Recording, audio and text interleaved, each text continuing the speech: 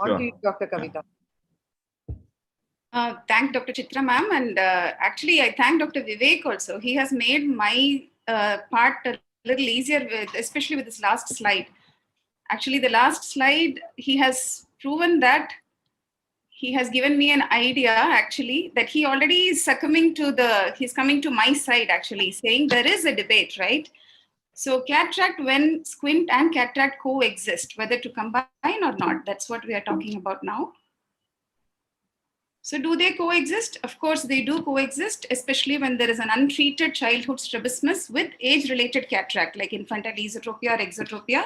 You can have squint and strabismus together. A long-standing acquired strabismus with recent onset adult cataract, like nerve palsies, thyroid-related strabismus, they can coexist. Post-trauma sensory strabismus with cataract, post-surgeries like scleral buckle, glaucoma implant surgeries, and sensory strabismus. So these are various situations where strabismus and cataract coexist. And pediatric, as Dr. Vivek said, it's very common that they coexist because many times you have unilateral cataracts, asymmetric bilateral cataracts, steroid-induced cataracts, uveitic cataracts, where a strabismus can exist along with cataract. So indications to combine both. He was trying to justify that we combine both. So you combine both because I know to do both. Yeah, I and Dr. Vivek happen to be strabismologist as well as cataract surgeon. So we do combine because we know how to do both. It's because patient wants both. No time for the patient. Many times we come and the patient is in a hurry that next month I have a marriage. So please do both for me, doctor. So are these the indications or are there actual indications? There definitely are actual indications when we do combine both, when we can combine both rather. So like I said, childhood strabismus, when both are independent problems and they coexist, yes, you can manage them together or separately. There is really no big difference. And very rarely there is a situation in cataract surgery where there is a very long-standing restrictive strabismus. Sometimes the cataract surgery is difficult to perform without first tackling the strabismus. In these situations, yes, these are indications where sometimes we combine these two procedures. Both are independent problems. Like I said, infantile ET with age-related cataract. Yes, these are situations where we can offer a combined therapy and patient is happy. To facilitate cataract surgery, like I said, there can be situations like this, bilateral sixth nerve palsy with extreme adducted eye, that to do a cataract surgery like this situation, you need to actually bring the eye to a little more comfortable position for you to perform a cataract surgery. But when not to combine, this is where we have to be really, really careful. A double vision. So Dr. Vivek, I don't know by this, or he happily tried to not talk about this major problem where strabismologists come in picture. So this is a case of a thyroid of orbitopathy patient, squinting with occasional diplopia, stable angle since 6 years, a left convergent squint with restricted adduction elevation in both eyes, and 55 prisms esotropia with cataract in both eyes. So here, what do we do? So I would rather do a cataract surgery in each eye, reassess the diplopia, squint surgery if fusion and only if fusion is present.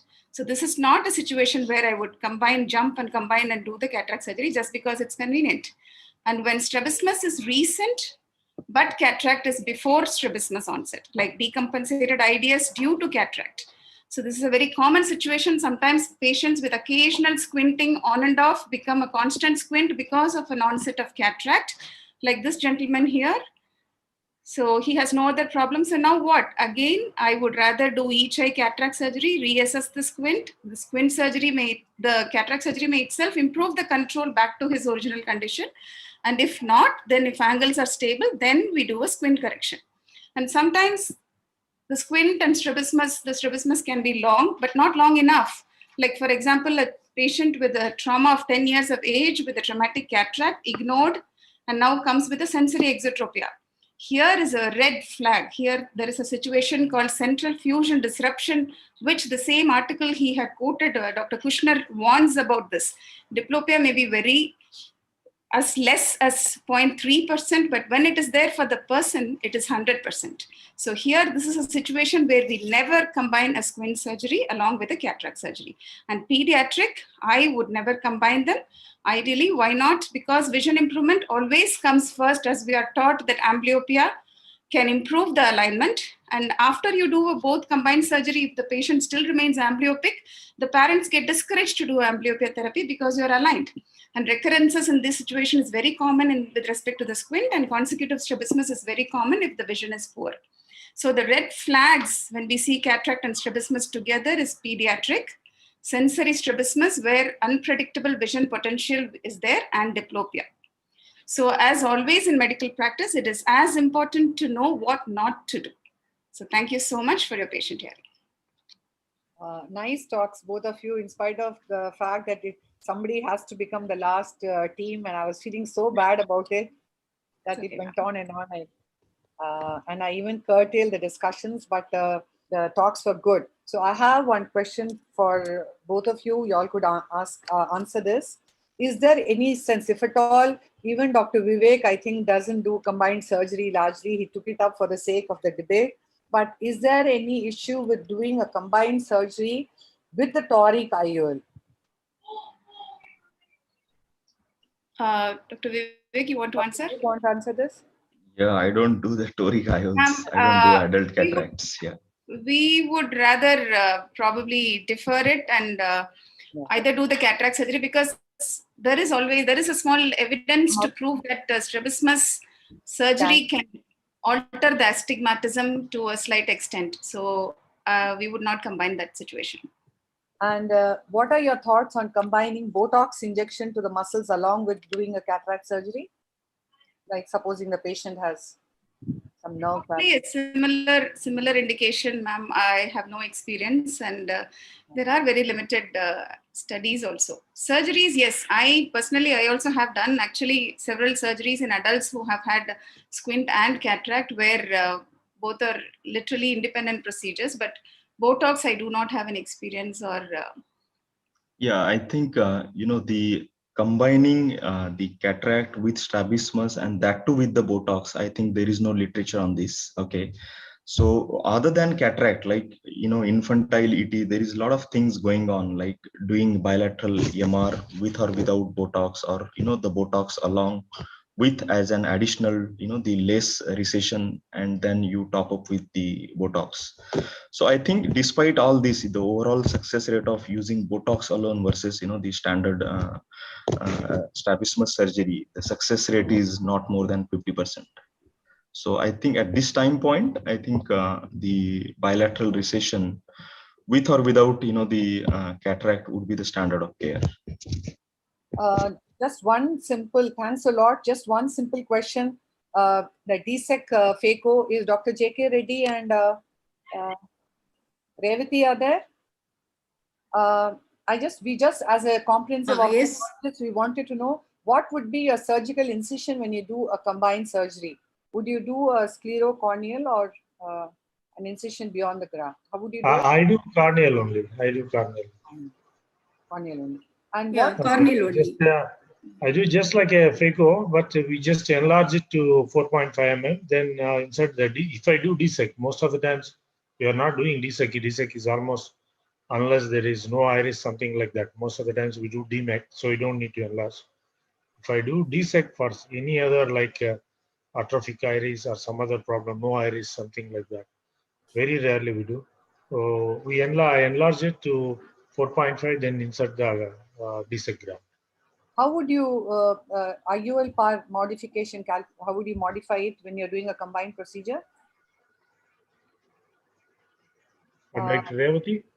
Yeah, see, if it is DSEC, there is a theoretical, like we have to, there may be a hypermetropic shift, so accordingly we may have to adjust. But if it is a DMEC, there is no need at all. Like you can just go. Even DMEC, madam, what we found is for the cases which comes to us for DMEC, not very clear epithelium like what we are seeing in US or in the Netherlands series.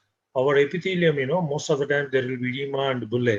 So you don't get a K reading. So we just sent for a scan, they take some readings and measurement. They're not good. We have to take a topography, especially the Placido based is very good. We look at the Placido Myers itself. If the Myers are irregular, then you have to just estimate power. You cannot take K reading serious. even in That's right. DMAC. Yeah, that's why you should do when the cornea is Not clear. even Pentacam. Pentacam is useless. Pentacam gives some readings and it's good for nothing in these cases where there is a corneal irregularity. The Placido one with the Placido Myers we have to see, not the analyzed results. You missed the dig that Revati hit at you. She said you should do a combined when the cornea is still clear. So anyway, this is not, normally we do have all our expert panel right till then, but today there have been some webinars going on simultaneously, so we've lost some of them. So anyway, a webinar on debate series, I'm sure as we also saw, thrashes out a lot of controversies and we ourselves get to think in a different angle about it. A very special thanks to our very elite expert panel, our popular speakers for making this webinar truly interesting. My thanks are due always to my very capable ARC team and Harshul, who has been so active and involved in this particular section. Our thanks are due to Mr. Kripal and his able admin team at AIOS. Mr. Sunil, whom you must all know is a webinar administrator, and he contributes really significantly to a smooth running of the webinar. Mr. Sai and Manjula from Numerotech, who have been our essential support. And of course, our constant support have been entered as they have sponsored every single ARC program. And finally, and always, we owe our thanks to all our attendees for encouraging us to give our best for these webinars. And thank you so much, one and all of you. You all was absolutely top class, terrific speakers. Thank you all.